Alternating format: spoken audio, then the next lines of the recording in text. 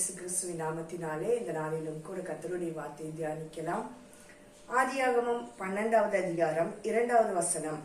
நான் உன்னை பெரிய ஜாதியாக்கி உன்னை ஆசீர்வதித்து உன் பேரை பெருமைப்படுத்துவேன், நீ ஆசீர்வாதமாய் இருப்பாய் என்று ஆண்டவராகிய இயேசு கிறிஸ்து ஆபிரகாமுக்கு வாக்குத்தத்தமாக கொடுத்தார். இன்னைக்கு அநேகர் பாத்தீங்கன்னா, இயேசுவே என்னை ஆசீர்வதிங்க, என்ன ஆசீர்வதிங்க, என்ன ஆசீர்வதிங்கன்னு சொல்லி அநேக ஜெபங்கள் அப்படிதான் இருக்கு. ஆனா நாம் ஆசீர்வாதத்தை பெற்றுக்கொள்ளணும்னா ஏசப்பாக்கு பிரியமானவர்களாக அவரோட பேசணும், அவரோட நடக்கணும், அவருக்கு பிரியமான காரியங்களிலே முக்கியத்துவம் கொடுக்கிறவர்களாக நாம் இருந்தோம் அப்படின்னா ஆபிரகாமுக்கு ஆண்டவரே சொல்றார், நான் உன்னை ஆசீர்வதிப்பேன், நீ ஆசீர்வாதமாய் இருப்பாய் என்று ஆண்டவரே ஆபிரகாமுக்கு அந்த ஆசீர்வாதத்தை கொடுக்கிறார். அதனால நாம இந்த புதிய ஆண்டிலே ஒரு தீர்மானத்தை எடுப்போம்.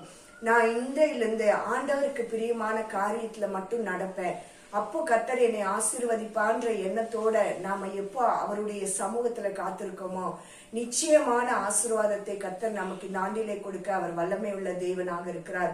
ஆபிரகாம் அப்படிதாங்க, கர்த்தருக்கு பிரியமில்லா எல்லாவற்றையும் விட்டு விட்டு வந்ததுனாலதான் கர்த்தரே சொல்றார், நீ ஆசீர்வாதமா இருப்பாயின்னு சொல்லி.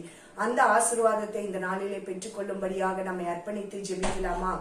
கிருபையுள்ள தகப்பனே, உம்மை நன்றியோடு துதிக்கிறோம் அப்பா, ஸ்தோத்தரிக்கிறோம் ராஜா. ஆபிரகாமுக்கு வாக்கு பண்ணின தேவன், ஆபிரகாமை ஆசீர்வதித்த தேவ ஆவியானவர் அப்பா, இந்த நாளிலும் கூட ஆண்டவரே, நாங்கள் இதுவரையிலுமாக தவறாக ஆசீர்வாதங்களை பெற்றுக்கொண்டு இருப்போமே, ஆனால் அதை கர்த்தர் நீ ஒரு விசையாக மன்னிப்பீராக ராஜா. உமக்கு பிரியமான காரியங்களிலே நடந்து உம்மை பிரியப்படுத்தி ஆண்டவரே நீங்க கொடுக்கிற ஆசீர்வாதத்தை சுதந்திரிக்கும்படியாக இந்த நாளிலே இந்த வருடத்திலே எங்களை அர்ப்பணிக்கிறோம்.